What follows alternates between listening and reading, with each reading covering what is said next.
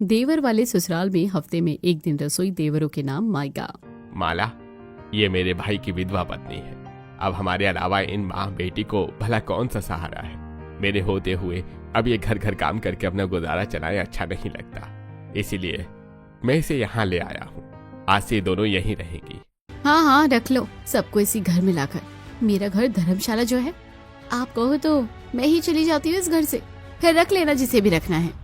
माला, तुम इतनी पत्थर दिल क्यों हो रही हो? हमारी भी तो एक बेटी है।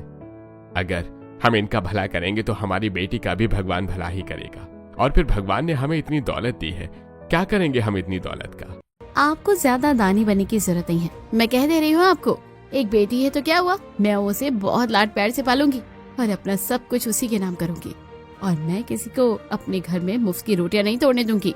हॉल में 8 साल की बच्ची किरण को लेकर शारदा बैठी थी। ये झगड़ा सुनकर शारदा अपने भाई के कमरे में आती है और कहती है, भैया भाभी, आप लोग हमारी वजह से झगड़ा मत कीजिए।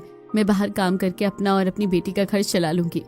आप लोग हमारी वजह से परेशान मत होइए। वैसे ये लोग एक शर्त पर यहाँ रह सकते हैं, अगर मैं काम वाली हटा दूं और ये दोनों माँ बेटी मिलकर घर संभाले और घर का काम करे, तो जो मेरा पैसा बचेगा वो मैं इन्हें दे दूंगी। क्यों चिंता करती हो भाभी, आपका घर भी तो मेरा ही घर है। घर के काम के लिए हमारे होते आपको किसी नौकरानी की जरूरत नहीं है, मैं खुद सारा काम कर लूंगी। और इस तरह शारदा अब किरण को लेकर इसी घर में रहने लगती है और सारा काम करके अपना जीवन बिताने लगती है। धीरे धीरे किरण बड़ी हो जाती है। आज शारदा की तबीयत कुछ ठीक नहीं थी। किरण सुबह उठती है और देखती है कि शारदा को बुखार है। ये देखकर किरण कहती है, माँ, आज तो आपको बुखार है, आज आप कोई काम मत करना, आप आराम करो, मैं काम कर लूंगी और काम खत्म करके फिर आपके पास आ जाऊंगी। अरे नहीं नहीं बेटा, मुझे थोड़ा तो तेरे साथ मदद करने दे, तू अकेले कितना काम करेगी। माँ, आप चिंता मत करो, मैं बड़ी हो गई हूँ। वैसे भी आपकी तबीयत ठीक नहीं रहती, आप आराम क्या करो। अच्छा, मैं आती हूँ। ऐसा कहकर जैसे ही किरण हॉल में आती है तो माला चिल्लाते हुए कहती है, मिल गई महारानी जी को फुर्सत। तो माँ बेटी समय पर आकर काम नहीं कर सकती क्या? शीतल बिटिया को कॉलेज जाना है, अभी तक उसे नाश्ता नहीं मिला। और तेरी माँ क्यों नहीं आई अभी तक? घर में झाड़ू पोछा भी नहीं लगा है। चाची, माँ को बुखार है, इसलिए मैंने उन्हें मना कर दिया। पहले मैं शीतल का नाश्ता बना देती हूँ, उसके बाद घर का झाड़ू पोछा भी कर दूंगी। ठीक है, जल्दी कर, बस मुफ्त का खाने का चाहिए इन लोगों को। उसके लिए तबीयत खराब नहीं रहती, काम के लिए आए दिन तबीयत खराब हो जाती है। अरे अब बस भी करो माला, और कितना बोलोगी? किरण रसोई में जाती है और सबके लिए चाय और पोहा बनाती है। फिर चाय और पोहा लाकर अपने चाचा चाची और शीतल को देती है। फिर किरण रसोई में जाकर सभी के लिए खाना बनाती है। दाल, चावल, सब्जी, रोटी बनाकर वो डाइनिंग टेबल पर लगा देती है। सभी लोग खाना खा लेते हैं। फिर किरण एक प्लेट में 2 रोटियां और थोड़ी सी सब्जी निकालकर माला से कहती है, चाची, मैं ये खाना माँ को खिलाकर आती हूँ। तुझे वहाँ जाकर खिलाने की कोई जरूरत नहीं है, तू मुझे दे, मैं दे आती हूँ, और तू साफ सफाई कर ले घर की। ऐसा कहकर माला सब्जी रोटी की प्लेट ले लेती है और फिर शारदा के कमरे में जाकर उसे खाना देते हुए कहती है, अब और कितना नाटक करेगी तू, हैं? ले सब्जी रोटी खा ले, और हाँ, उसके बाद उठकर मेरे कमरे की सफाई कर देना। ठीक है भाभी, मैं कर दूंगी। माला उसे खाना देकर चली जाती है। इधर शारदा आंखों में आंसू लिए खाना खाने लगती है और मन ही मन सोचती है, जवानी से बुढ़ापा आ गया मुझे इस घर की सेवा करते करते, लेकिन भाभी ने आज तक मुझसे और मेरी बेटी से प्यार से बात नहीं की। अपने ही भाई के घर पर मुझे नौकरों की तरह रहना पड़ता है। हे भगवान, मेरी बेटी की किस्मत कब संवरेगी? कम से कम मेरी बेटी को इस नर्क से तो निकाल दे भगवान। इधर घर का सारा काम खत्म करने के बाद किरण अपने चाचा से कुछ पैसे लेती है और बाजार जाकर अपनी माँ के लिए दवाइयाँ लाती है और उन्हें दे देती है। थोड़ी देर अपनी माँ के पास बैठने के बाद फिर किरण काम में लग जाती है और रात का खाना बनाकर सभी को खिलाती है। फिर अपनी माँ का खाना लेकर कमरे में आती है और अपनी माँ को खिलाते हुए कहती है, माँ, अब आप आराम करो। बेटा, कल संडे है, मुझे अच्छा लगेगा तो मैं भी तेरे साथ काम करूंगी। आखिरकार तू बेचारी कितना अकेली काम करेगी। तुझे तो मालूम है ना कि संडे को कितने मेहमान आते हैं और कितना ज्यादा काम बढ़ जाता है। हाँ माँ, आप चिंता मत करो, मैं सब कर लूंगी। ऐसा कहकर किरण अपनी माँ को खाना खिला देती है और उसके बाद उनके बगल में लेट जाती है। लेटे हुए किरण मन ही मन में सोचती है, भगवान जी, क्या ऐसा नहीं हो सकता कि ये संडे कभी ना आए? जब जब संडे आता है तो चाची मुझसे बहुत काम करवाती है। आज तो माँ की तबीयत भी ठीक नहीं है। मुझे तो इस संडे के नाम से ही डर लगता है और इसी चिंता में मुझे नींद नहीं आती है। जैसे तैसे किरण सो जाती है। अगले दिन संडे था। किरण सुबह उठती है और हॉल में आती है। तब माला उससे कहती है, आ गई तू, चल जल्दी जल्दी काम में लग जा। थोड़ी देर में मेरे मायके वाले आते ही होंगे, उन सब के लिए नाश्ता और खाने की व्यवस्था कर ले। और हाँ, उससे पहले घर की साफ सफाई करना मत भूलना। हाँ चाची, मैं कर लेती हूँ। किरण जल्दी जल्दी घर का झाड़ू पोछा और साफ सफाई करती है। उसके बाद किचन में जाकर रात के बर्तन साफ करती है और फिर पोछा लगाकर जल्दी से नाश्ते में उपमा, इडली, ढोकला, सूजी का हलवा, पोहा ये सब कुछ बना लेती है। तब तक माला के मायके वाले आ चुके थे। किरण सभी के लिए नाश्ता लगाती है। सभी लोग नाश्ता करने लगते हैं। तब माला कहती है, अब हम दोनों ने नाश्ता कर लिया है, बर्तन धोकर रख दे और जल्दी से खाना बनाने की तैयारी कर। सारे काम समय पर हो जाने चाहिए। नाश्ता करने के बाद सब लोग हॉल में बैठकर बातें करते हैं। इधर किरण सारे बर्तन उठाकर पहले बर्तन धोती है, उसके बाद फिर खाना बनाने की तैयारी करती है। खाने में किरण मटर पनीर, आलू गोभी की सब्जी, रोटियां, लच्छा पराठा, वेज पुलाव, रायता, कढ़ी पकौड़े, सूखी मिक्स वेज की सब्जी, छोले कुलचे ये सारी चीजें बना लेती है। उसके बाद वो माला के पास आती है और कहती है, चाची मैंने सारा खाना बना दिया है। ठीक है, तो आप जल्दी से सबका खाना लगा दे, वैसे भी हमें बहुत भूख लग रही है। अब किरण रसोई में जाती है और जल्दी जल्दी डाइनिंग टेबल पर सबका खाना लगाती है। सभी लोग खाना खाते हैं। फिर किरण सारे बर्तन डाइनिंग से उठाकर रसोई में ले जाकर सिंक में रखती है। फिर वो इतने सारे बर्तनों को धो लेती है और उसके बाद रसोई भी साफ करती है। फिर वो अपनी चाची के पास आकर कहती है, चाची मैंने सारा काम कर दिया, रसोई भी साफ कर दी है। अब मैं माँ को खाना खिला कर आती हूँ। कोई जरूरत नहीं है तुझे खाना खिलाने जाने की, वो खुद खा लेगी आकर। और सुन, मेरे मायके वाले तो चले गए हैं, लेकिन मेरी सहेलियां आने वाली हैं। ऐसा करके उनके लिए जल्दी से खाना बना ले और पहले नाश्ता बनाना। वैसे भी आज मैंने किटी पार्टी यहीं रखी है। माला, अगर तुम्हें उनके लिए भी खाना बनवाना था तो तुम एक साथ ही बनवा लेती। अजी कैसी बातें कर रहे हैं आप? खाना ठंडा हो जाता है, ये किरण है ना, फिर से बनाएगी। और सुन, 1-2 आइटम ज्यादा ही बनाना, कम मत बनाना। अब किरण रसोई में जाती है और फिर से खाना बनाने लगती है। और वो फिर से खाने में छोले कुलचे, दाल मखनी, मटर पनीर मसाला, मिक्स वेज, तड़के वाली दाल, बघारे चावल, रोटियां, पूड़ी, मीठे में खीर और सलाद, रायता सब कुछ बनाती है। ये सब करते हुए वो काफी थक चुकी थी। उसकी आंखों से आंसू बह रहे थे और वो मन में सोच रही थी, हे भगवान, मैं कितनी थक गई हूँ। चाची को मुझ पर जरा भी दया नहीं आती। भगवान, इस संडे को मेरे जीवन से निकाल फेंक दो, फिर मैं आपसे और कुछ नहीं कहूंगी। किरण खाना बना लेती है। तब तक माला की सहेलियां भी आ चुकी थी। किरण पहले सभी का नाश्ता लगाती है। नाश्ते में वो पोहा, सैंडविच, चने और खीर दे देती है। सभी लोग नाश्ता कर लेते हैं। फिर किटी पार्टी शुरू होती है। थोड़ी देर बाद किरण माला के पास आकर कहती है, चाची मैं अपनी माँ को खाना खिला कर आती हूँ। तुम दोनों माँ बेटियों को तो हर वक्त खाने की पड़ी रहती है। ठीक है, जा। खाना लेकर अपनी माँ के पास जाती है और उसे खाना खिलाती है और कहती है, माँ अब आप आराम कीजिए। ऐसा कहकर किरण फिर रसोई में आती है। फिर वो सभी लोगों का खाना लगाती है। सभी लोग खाना खाते हैं। फिर किरण डाइनिंग टेबल साफ करती है और जूठे बर्तन सिंक में ले जाकर धोती है। रसोई में पोछा लगाने के बाद किरण हॉल में पोछा लगा रही थी। तभी वहां पर शिल्पा आती है और कहती है, जल्दी से मेरी सहेलियों के लिए खाना बना दे। वो लोग हर संडे की तरह इस संडे भी मुझसे मिलने आ रही है, और पिछले संडे की तरह 2-4 चीजें मत बनाना, सारी चीजें बनाना, कोई कमी नहीं रहनी चाहिए। ऐसा कहकर शिल्पा वहां से चली जाती है। तब किरण मन ही मन में सोचती है, हे भगवान, काम करते करते मेरे पैरों में दर्द होने लगा है और हाथों की कलाइयां भी दुखने लगी है। सोचा था थोड़ी देर आराम कर लूं, लेकिन फिर खाना बनाना पड़ेगा। किरण पोछा लगाने के बाद फिर से रसोई में जाती है और सारा खाना फिर से बनाती है। थोड़ी देर बाद शिल्पा की सहेलियां आ जाती हैं। किरण सभी का खाना लगाती है। सभी लोग खाना खाकर जाते हैं। फिर किरण साफ सफाई करती है। रात में फिर से कुछ मोहल्ले वाले माला से मिलने आते हैं। किरण उनके लिए भी चाय नाश्ता बनाती है। फिर साफ सफाई करते करते उसे रात के 2 बज जाते हैं। फिर अपने कमरे में पहुंचकर वो अपने हाथों में बाम लगाते हुए रोने लगती है और अपनी माँ से कहती है, माँ ये संडे का दिन बहुत बड़ा होता है, मुझे संडे से बहुत नफरत है, मेरा पूरा शरीर दुख रहा है, काश संडे मेरे जीवन में कभी ना आए। शारदा अपनी बेटी को तसल्ली देती है। फिर ऐसे ही किरण दर्द में सो जाती है। ऐसे समय बीत रहा था। किरण और शारदा का जीवन बड़ी ही कठिनाइयों में गुजर रहा था। जब भी संडे आता किरण को सुबह से लेकर रात तक काम करना पड़ता, जिस वजह से किरण संडे के नाम से ही डरती थी और नफरत भी करती थी। एक दिन अशोक माला से कहता है, माला, कल शिल्पा का बर्थडे है, तो मैं सोच रहा था कि आज ही हलवाई और रसोइये को बुक कर लेता हूँ ताकि कल की पार्टी के लिए खाना वही बना दे। अजी आपको हर वक्त अपने पैसे लुटाने की ही क्यों पड़ी रहती है? ये शारदा और किरण मिलकर अच्छा खाना बना लेती है, वही बना लेगी, रसोइयों को पैसे देने की क्या जरूरत है? ऐसा कहकर माला बातों को टाल देती है और अगले दिन वो सारा सामान मंगवा कर किरण को दे देती है। किरण और शारदा मिलकर सभी मेहमानों का खाना बनाती है और केक भी बनाती है। फिर शिल्पा केक को पार्टी में रखवा देती है। फिर शाम को पार्टी होती है। शिल्पा केक काटती है। किरण सभी को खाना खिलाती है। रात होते होते किरण और शारदा पूरी तरह से थक जाती हैं। साफ सफाई करने के बाद किरण अपनी माँ के कमरे में जाती है और अपनी माँ को गले लगाकर रोते हुए कहती है, माँ, क्या ही जिंदगी है हमारी। इससे अच्छा तो हम दूसरों के घर काम करके अपना जीवन गुजार लेते। यहाँ हमें बेइज्जती और थकान के अलावा मिलता ही क्या है। किरण रोते रोते सो जाती है। ऐसे कुछ दिन बीत जाते हैं। एक दिन संडे को माला अपनी सहेलियों के साथ घर पर पार्टी कर रही थी और किरण उन सबके लिए खाना बना रही थी। काफी देर डांस और मस्ती के बाद सभी लोग खाना खाते हैं। खाना खाते हुए आरती कहती है, अरे माला, अब तो शिल्पा की शादी की उम्र हो गई है और कॉलेज भी कंप्लीट हो गया है, तो तुम इसकी शादी कब कर रही हो? हाँ, करनी तो है, बस कोई अच्छा रिश्ता मिल जाए तो शादी कर दूंगी।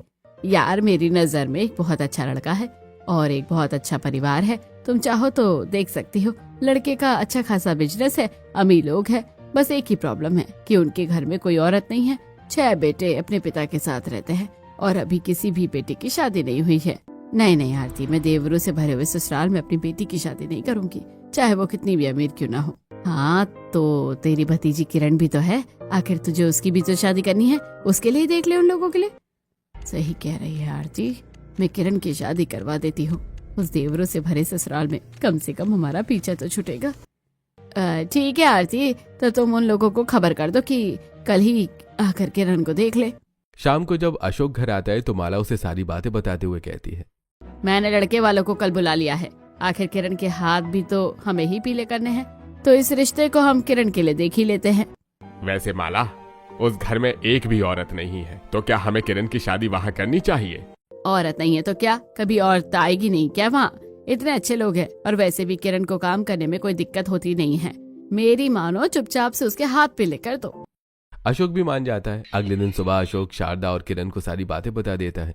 अशोक के जाने के बाद किरण अपनी माँ से कहती है, माँ, इस घर में आपके और चाचा जी के होते हुए भी चाची मुझ पर कितना अत्याचार करती है, तो वहाँ पर जहाँ मेरी सास भी नहीं होगी, पता नहीं वो लोग मुझ पर कितना अत्याचार करेंगे।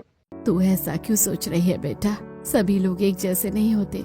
माँ, तुमने सुना नहीं क्या, वो लोग अमीर हैं, तो फिर उनके यहाँ भी संडे को ढेर सारे मेहमान आते होंगे और मुझे सारा काम करना पड़ेगा। मैं अकेले कैसे करूँगी सब कुछ? शारदा किरण को समझाती है और तसल्ली देती है। अगले दिन देवेश अपने 5 बेटों के साथ किरण को देखने के लिए आता है। सभी लोगों को किरण बहुत पसंद आती है। तब देवेश कहता है, भाई साहब, आपकी बेटी हमें बहुत पसंद है, हमें ये रिश्ता मंजूर है और बस आप सिंपल शादी करके अपनी बेटी विदा कर दीजिए। ये सुनकर माला बहुत खुश हो जाती है और इस तरह किरण और विकास का रिश्ता पक्का हो जाता है।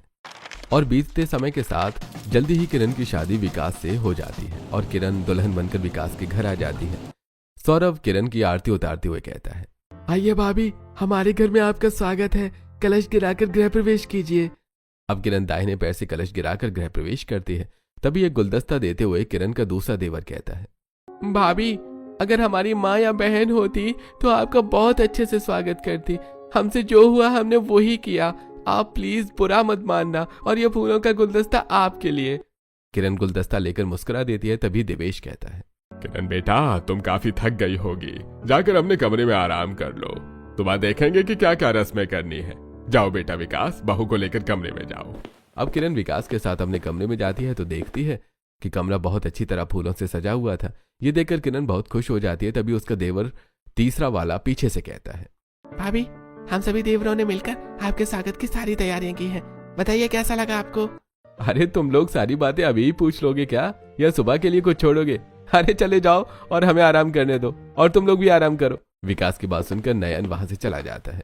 फिर विकास दरवाजा बंद कर लेता है और दोनों बिस्तर पर बैठकर बातें करने लगते हैं। विकास कहता है, किरण, मुझे पता है कि तुम्हें मर्दों से भरे ससुराल में बहुत अनकंफर्ट लग रहा होगा, लेकिन परेशान मत हो, हम सब लोग तुम्हारा बहुत ख्याल रखेंगे। बातें करते करते दोनों सो जाते हैं। अगली सुबह किरण रसोई में जाती है तो देखती है कि रसोई काफी साफ सुथरी है। यह देखकर किरण मन में सोचती है, ये भगवान, मुझे तो लग रहा था कि आज मेरा पहला ही दिन है और यहाँ कोई औरत नहीं रहती तो रसोई बहुत गंदी होगी, लेकिन रसोई तो काफी साफ है। ऐसा करती हूँ, सभी के लिए नाश्ता बना देती हूँ। अब किरण फ्रिज खोलकर कुछ सब्जियां निकालती है, साथ ही ब्रेड भी निकालती है। उसके बाद किरण सभी के लिए सैंडविच, ऑमलेट, मिक्स वेज, चावल, दाल और रोटी बनाती है। किरण का खाना बनकर तैयार होता है। तभी उसके देवर कमल और अभिषेक वहां आते हैं और कहते हैं, अरे वाह भाभी, आपने तो सारा खाना बना लिया। आपकी मदद करने के लिए हम लेट हो गए। चलिए कोई बात नहीं, अब आप बैठ जाइए और हम खाना लगा देते हैं। अरे नहीं, आप लोग रहने दीजिए, आप लोग बैठिए, मैं खाना लगा देती हूँ। भाभी, आप अकेले कितना काम करोगी, चलो आओ मेरे साथ डाइनिंग पर बैठो, खाना हम दोनों भाई लगाएंगे। ऐसा कहकर अभिषेक अपनी भाभी को लाकर डाइनिंग टेबल पर बिठा देता है, जहां सभी लोग पहले से ही बैठे होते हैं। उसके बाद अभिषेक और कमल मिलकर सभी को खाना परोसते हैं और सभी लोग बैठकर साथ में खाना खाते हैं। तभी सब्जी खत्म हो जाती है और किरण कहती है, रुकिए, सब्जी मैं लेकर आती हूँ। अरे नहीं नहीं भाभी, देवरों के होते हुए भाभी को खाने छोड़ने की क्या जरूरत है, बैठो मैं लेकर आता हूँ। ऐसा कहकर सौरभ उठता है और जाकर रसोई से सब्जी लेकर आता है और सभी को परोसता है। ये देखकर किरण मन ही मन में सोचती है, मैं तो इतना डर रही थी, पता नहीं मेरे देवर कैसे होंगे, लेकिन ये तो सच में बहुत अच्छे हैं। खाना खाने के बाद देवेश और उसके तीनों बड़े बेटे ऑफिस जाने के लिए रेडी हो जाते हैं, तो वहीं कमल और अभिषेक कॉलेज जाने के लिए तैयार हो जाते हैं। जाते हुए विकास किरण से कहता है, किरण, हमारे यहाँ कोई औरत नहीं है, तो कोई भी मेड काम करने को तैयार नहीं होती थी। अब तुम आ गई हो तो धीरे धीरे मेड भी लग जाएगी। और गार्डन साफ करने के लिए बाहर माली चाचा आते हैं, अगर किसी चीज की जरूरत पड़े तो उनसे कह देना, और वरना हमें फोन करके बता देना।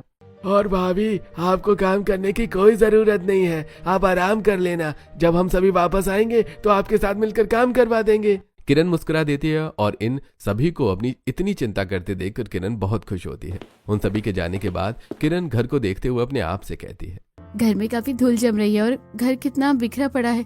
इन कुर्सियों पर कितने सारे कपड़े रखे हैं और फर्श पर कितना कचरा बिखरा हुआ है। ऐसा करते पूरे घर की साफ सफाई कर लेती हूँ। यही सोचकर किरण घर की साफ सफाई करना शुरू करती है। सबसे पहले वो घर में बिखरे हुए सारे कपड़े उठाती है और ले जाकर बाथरूम में रख देती है। उसके बाद वो बिखरी हुई चीजों को समेटती है और उन्हें उनकी जगह पर जमा देती है। फिर वो झाड़ू लेती है और पूरे घर की डस्टिंग करती है। उसके बाद वो वाइपर लेकर पूरे घर में पोंछा लगाती है। पूरे घर की साफ सफाई हो जाने के बाद वो पूजा रूम साफ करती है और फिर पूजा रूम में दिया जलाती है। उसके बाद वो अपने कमरे में जाकर आराम करती है। शाम को वो मन में सोचती है, सभी लोग घर वापस आते ही होंगे, ऐसा करती हूँ सबके लिए हल्का फुल्का नाश्ता बना देती हूँ। ऐसा कहकर किरण रसोई में जाती है और सभी के लिए पालक के पकौड़े और चाय बनाती है। सभी लोग घर आते हैं और घर को इतना साफ सुथरा देखकर बहुत खुश हो जाते हैं। तब देवेश कहता है, बहू, तुमने तो सारे घर को एकदम साफ सुथरा और चमका दिया। वैसे किरण, तुम्हें अकेले इतना सारा काम करने की कोई जरूरत नहीं थी। अरे कोई बात नहीं, मुझे काम करने की आदत है। आप लोग बैठिए, मैं आपके लिए नाश्ता लेकर आती हूँ। ऐसा कहकर किरण रसोई में जाती है और सभी के लिए चाय और पकौड़े लाकर देती है। पकौड़े देखकर सौरभ खुश होते हुए कहता है, भाभी, आप कितनी अच्छी हो जो हमारे आते ही आपने चाय पकौड़े दे दिए, वरना तो हमें वापस आकर पानी भी खुद ही लेकर पीना पड़ता था। सभी लोग गर्मा गर्म चाय और पकौड़े खाते हैं और किरण की बहुत तारीफ करते हैं। अब रात हो जाती है और किरण रसोई में जाती है और सभी के लिए खाना बनाना शुरू करती है। तभी किरण का देवर आमिर वहां आता है और कहता है, लाइए भाभी, मैं आपकी मदद कर देता हूँ। अरे नहीं नहीं देवर जी, इसकी कोई जरूरत नहीं है, आप जाइए, मैं कर लूंगी। किरण के मना करने पर भी आमिर नहीं मानता और किरण के साथ खाना बनाने में उसकी मदद करता है। फिर किरण और आमिर मिलकर सभी का खाना लगाते हैं। सभी लोग खाना खाकर अपने अपने कमरे में आराम करते हैं। ऐसे किरण की शादी के 3 दिन बीत जाते हैं। एक दिन रात को किरण लेटे लेटे विकास से बातें कर रही थी। तभी बातों ही बातों में विकास कहता है, अरे किरण, मैं तो तुम्हें बताने ही भूल गया, कल संडे और मेरे कुछ दोस्त खाने पर आ रहे हैं, वो तुमसे मिलना चाहते हैं, उनके साथ उनकी पत्नियां भी आएंगी। किरण विकास की बात पर मुस्कुरा देती है और मन ही मन सोचती है, हे भगवान, की मनु संडे मेरी जिंदगी खराब करने के लिए फिर से आ गया। कल फिर ढेर सारे मेहमान आएंगे और मुझे बहुत सारा काम करना पड़ेगा, और यहाँ तो मेरी मदद के लिए कोई है भी नहीं। ऐसा करती हूँ, सुबह जल्दी का अलार्म लगा देती हूँ ताकि सारे काम समय पर हो सके। ऐसा सोचकर किरण अपने फोन में अलार्म लगा देती है और सो जाती है। सुबह जब अलार्म बजता है तो किरण उठती है और अलार्म बंद करके बिस्तर से नीचे पैर रखती ही है कि तभी विकास उसका हाथ पकड़ लेता है और कहता है, अरे किरण, अभी तो बहुत सुबह है और आज संडे है, तुम इतनी जल्दी क्यों उठ रही हो? आज मेहमान आ रहे हैं ना, तो बहुत सारा काम है, इसलिए सोच रही हूँ कि जल्दी उठकर काम कर लेती हूँ। अरे पगली, मेहमान इतनी सुबह थोड़े आएंगे, कोई जरूरत नहीं है इतनी सुबह उठकर काम करने की। अभी सो जाओ, 10 बजे मेरे साथ उठना, फिर काम का देखेंगे कि क्या करना है। विकास की बात सुनकर किरण बहुत हैरान होती है और मन ही मन सोचती है, विकास मुझे उठने नहीं दे रहे, जबकि काम तो मुझे ही करना है ना, आप क्या कर सकती हो। ऐसा सोचकर किरण सो जाती है। 10 बजे किरण विकास के साथ उठती है और घबराती हुई रसोई की तरफ जाती है और मन ही मन सोचती है, इतनी देर हो गई, जल्दी जल्दी सभी को नाश्ता दे देती हूँ, उसके बाद मेहमानों के खाने की तैयारी भी तो करनी पड़ेगी। मुझे पता है आज सारा दिन मेहमान आएंगे और मुझे रात तक काम करना पड़ेगा। ऐसा सोचते हुए किरण रसोई के दरवाजे पर जाती है। तभी उसका देवर आमिर उसे किचन के दरवाजे पर रोकते हुए कहता है, अरे कहाँ जा रही हो प्यारी भाभी, आज रसोई में आपकी एंट्री नहीं है। ऐसा क्यों कह रहे हो देवर जी, मुझसे कोई गलती हो गई है क्या? अरे नहीं नहीं भाभी, आपसे कोई गलती नहीं हुई। बल्कि आज संडे है, हम सब घर पर ही हैं, इसलिए इस देवरों वाले ससुराल में हफ्ते में एक दिन रसोई देवरों के नाम होगी। अरे नहीं नहीं देवर जी, ऐसा थोड़ी ना होता है। आप लोग बैठिए, मैं रसोई में काम कर लूंगी। ठीक है भाभी, तो लीजिए और रसोई में बैठ जाइए और देखिए कि आपके देवर कैसे काम करते हैं। ऐसा कहकर कमल अपनी भाभी को रसोई में एक चेयर पर बिठा देता है और फिर सभी देवर हंसी मजाक करते हुए काम करना शुरू करते हैं। सबसे पहले कमल फ्रिज से सब्जियां निकालकर सब्जी काटता है, तो वहीं दूसरी तरफ अभिषेक दाल और चावल धोकर गैस पर पकने के लिए चढ़ाता है। सौरभ कढ़ाई पनीर बनाने की तैयारी करता है, तो वहीं आमिर मसाला पीसता है और नयन इधर उधर घूमते हुए काम करता है। काम करने के साथ साथ वो अपनी भाभी से मजाक मस्ती करते रहते हैं, जिससे कि किरण बीच बीच में हंसती रहती है। खाना लगभग तैयार हो जाता है, तभी देवेश वहां आता है और ये सब देखकर कहता है, अरे भाई, तुम लोगों का खाना बना या नहीं? विकास के दोस्त आ गए हैं। हाँ पिताजी, खाना बन गया है, बस हम लगा ही रहे हैं। देवेश वहां से चला जाता है। सभी मेहमान आकर डाइनिंग टेबल पर बैठ जाते हैं। सभी देवर मिलकर खाना लगाते हैं और किरण को सभी के साथ खाना खाने बिठा देते हैं। तभी अखिलेश की पत्नी किरण से कहती है, सारा खाना आप लोगों ने बहुत अच्छा बनाया है। वैसे किरण, तुम बहुत ही खुशनसीब हो कि तुम्हें इतने अच्छे देवर जो मिले हैं। अरे नहीं भाभी, आप उल्टा कह रही हैं। हम बहुत खुश नसीब हैं कि हमें ऐसी भाभी मिली। ऐसा कहकर सभी देवर अपनी भाभी की बहुत तारीफ करते हैं। किरण ये सब देखकर बहुत खुश होती है। ऐसे ही मेहमान चले जाते हैं और फिर किरण बर्तन उठाते हुए कहती है, अब आप लोग आराम कर लीजिए और मैं बर्तन धो लेती हूँ। नहीं नहीं भाभी, बिल्कुल नहीं। हमने आपको बताया ना कि देवरों वाले ससुराल में हफ्ते में एक दिन रसोई देवरों के नाम होती है, तो बर्तन धोना भी तो रसोई में ही आता है ना। ऐसा कीजिए, आप भैया के साथ बाहर घूमने चली जाइए, बाकी का काम हम कर लेंगे। किरण ये सब सुनकर बहुत खुश होती है।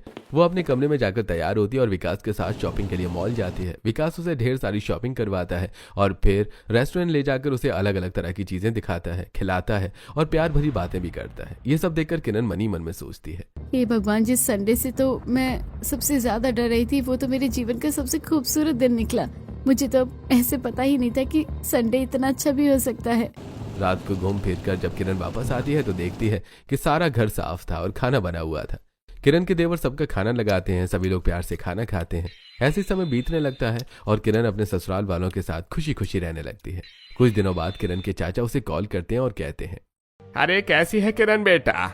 हमें तो तेरी बहुत याद आ रही थी। हाँ चाचा जी, मैं बहुत अच्छी हूँ। आप लोग मुझसे मिलने आ जाइए।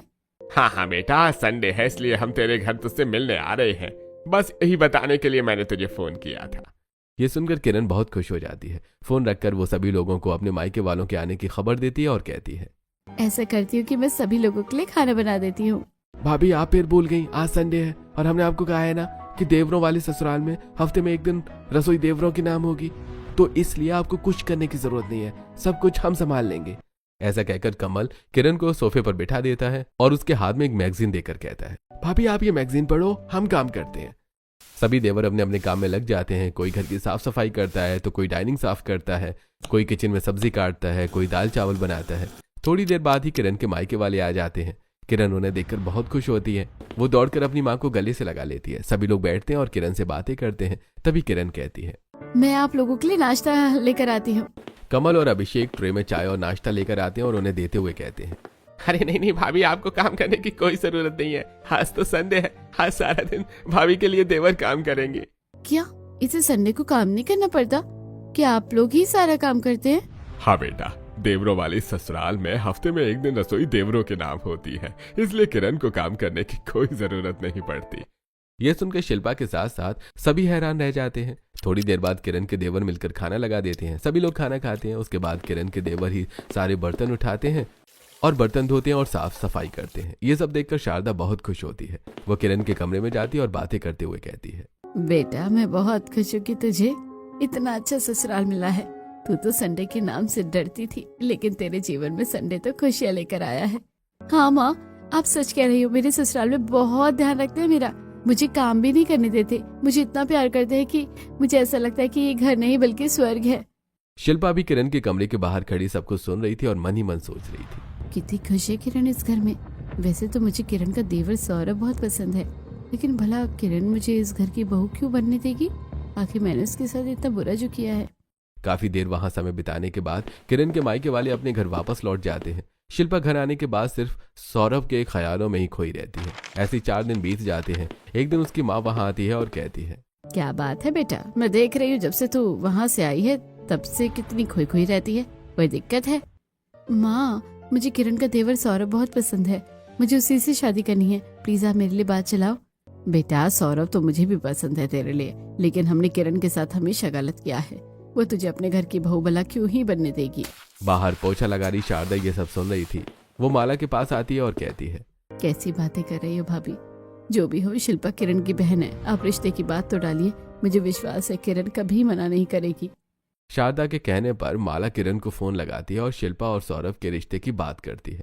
ये सुनकर किरण बहुत खुश हो जाती है और कहती है, चाची मैं आज ही अपने घर में सभी लोगों से बात करके कल शिल्पा का रिश्ता लेकर जाऊंगी। जब शाम को सभी लोग घर आते हैं तो किरण शिल्पा और सौरभ के रिश्ते की बात करती है। सभी लोग किरण की बात पर हाँ कह देते हैं। अगले दिन किरण शगुन लेकर शिल्पा के घर जाती है और इस तरह शिल्पा और सौरभ का रिश्ता पक्का हो जाता है। बीतते समय के अंदर ही 2 महीने में शिल्पा और सौरभ की शादी हो जाती है और शिल्पा दुल्हन बनकर अपने ससुराल आ जाती है। अगले दिन सुबह किरण उठकर शिल्पा के पास जाती है और कहती है, शिल्पा उठ जाओ और नहा धोकर तैयार हो जाओ और साथ में ही मंदिर में पूजा कर लेना। तू मुझे ज्ञान मत दे, समझी ना, बोलना मत कि मेरे घर में तेरी हैसियत काम वाली से कुछ ज्यादा नहीं थी। शिल्पा धीरे धीरे बोलो, अगर किसी ने सुन लिया ना तो क्या सोचेंगे हमारे बारे में। ठीक है, तुम्हें जैसा लगता है करो। ऐसा कहकर किरण वहां से चली जाती है और घर के काम में लग जाती है। अब किरण जब भी शिल्पा को कोई काम बताने की कोशिश करती तो शिल्पा सीधे मना कर देती। शिल्पा पूरे दिन अपने कमरे में फोन चलाती रहती है। ऐसे ही 3 दिन बीत जाते हैं। एक दिन सौरभ शिल्पा से कहता है, शिल्पा, आज मेरे कुछ दोस्त घर पर आने वाले हैं और तुम्हारी अभी पहली रसोई की रस्म भी नहीं हुई है, तो तुम ऐसा करो कि रसोई में जाकर सबके लिए खाना बना लो, और हाँ, खाना अच्छा बनाना ताकि मेरे दोस्तों के सामने मेरा नाम हो। ये सुनकर शिल्पा बहुत घबरा जाती है और रसोई में जाकर मन ही मन में सोचती है, हे भगवान, अब मैं क्या करूं, मुझे तो खाना बनाना बिल्कुल नहीं आता। लगता है सौरभ जी के दोस्तों के सामने मेरी बेइज्जती हो जाएगी और फिर वो मुझसे नफरत करेंगे। तभी किरण वहां आती है और कहती है, शिल्पा मैं जानती हूँ कि तुमने कभी खाना नहीं बनाया और तुम्हें खाना बनाना नहीं आता। लाओ मैं तुम्हारी मदद कर देती हूँ, तुम चिंता मत करो, जब तुम्हारी बहन यहाँ है तो तुम्हें परेशान होने की कोई जरूरत नहीं है। ऐसा कहकर किरण शिल्पा के साथ खाना बनाने में मदद करने लगती है। थोड़ी देर बाद सौरभ के दोस्त आते हैं और किरण और शिल्पा मिलकर सभी के लिए खाना लगाती हैं। सौरभ के दोस्त खाना खाकर शिल्पा की बहुत तारीफ करते हैं। ये सब देखकर शिल्पा को अपनी गलती का एहसास होता है। सभी के जाने के बाद शिल्पा किरण के कमरे में जाकर माफी मांगते हुए कहती है, किरण तुम सच में बहुत अच्छी हो, मैंने तुम्हारे साथ बहुत गलत किया, लेकिन फिर भी आज तुमने मेरी मदद की, मुझे माफ कर दो। आज के बाद हम दोनों साथ मिलकर रहेंगे और कभी भी तुम्हें मैं परेशान नहीं करूंगी। ये सुनकर किरण शिल्पा को गले से लगा लेती है। शाम को शिल्पा अपनी माँ को फोन करके सारी बातें बताती है। तब शिल्पा की माँ को भी अपनी गलती का एहसास होता है और वो भी किरण से फोन करके माफी मांगती है और इस तरह किरण और शिल्पा साथ मिलकर खुशी खुशी रहने लगती है।